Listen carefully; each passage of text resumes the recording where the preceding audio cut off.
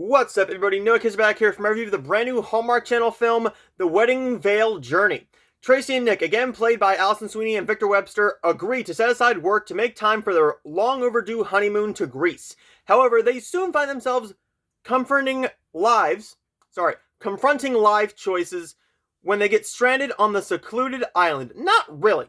They don't get secluded. Basically what happens here is that Nick, played by Victor Webster, is helping out the chef because the chef at this hotel/resort, his food is terrible and he misses cooking. Nick runs a restaurant back at home, and Tracy is trying to help this local kid out named Leo.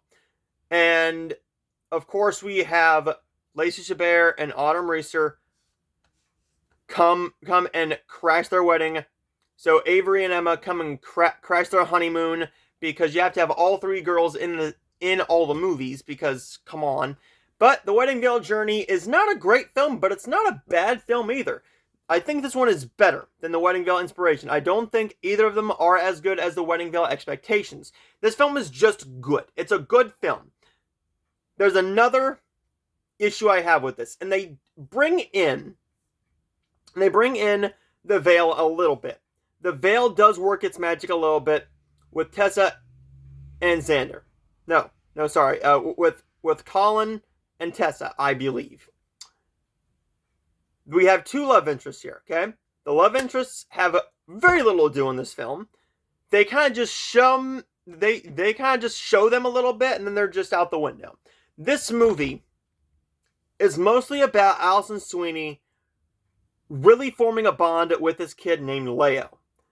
And we know it's going to happen at the end of this film. No spoilers if you haven't seen it, but there you go. The Wedding Veil Journey is beautifully shot. The script is fine. However, the script is also very choppy. We have that romance storyline. We have a little bit too much focus on Leo. Yeah, it's a different feeling film from the other two, but the issue is the subplots of the other two were a lot more interesting. And the original, the plot in the Wedding Veil Expectations was a lot better, because you were following their journey of her being pregnant and getting ready to have a kid, while also the subplot of marriage troubles.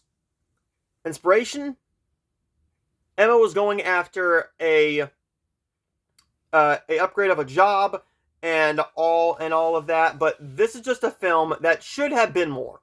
It should have been better. It should have been more. I couldn't really get into the romance storyline because you didn't showcase it enough. There wasn't enough chemistry for me to care. They try and add in a little bit of a spin-off in here. They might want to do something with another article that has a story behind it. And we'll see if that happens. This film did do very, very well in the ratings. This did a 2.29, which is higher than The Wedding Veil Expectations, but not, a little bit higher than The Wedding Veil Inspiration, but not by much. The Wedding Veil Inspiration only got 2.28. This one got a 2.29, so it didn't do all that much better, but it's still a steady viewership for the series. We will see how Love and Glacier National, a national park romance, does next week. But then we get into Sweeter Than Chocolate, a Paris Proposal, Welcome to Valentine, Made for Each Other, Curious Caterer Grilling Season, and a Nashville Legacy. We have 6 films to talk about next month for Hallmark, and you also have 2 more that are announced. We have a Biltmore Christmas and the Cases of Mystery Lane. So we will see what those are, see how those are later in the year. But there you go, everybody. There is my review of the brand new Hallmark Channel film and the final film in this new trilogy of the Wedding Veil series, The Wedding Veil Journey. I'm going to give the Wedding Veil Journey a B-. I was going to go with a B, but they don't really focus on the romance too much. It could be either a B or a B-. Take your pick, but it's a fine film. Nothing I'm going to rush out and see again like I would the Wedding Veil Expectations when it comes to Blu-ray and or DVD. Hopefully Blu-ray, but we will see, because the first 3 got Blu-rays. I'm hoping these next 3 get Blu-rays. Will we get the spin-off? What do you think about this film? Let me know, and I will see you guys next time.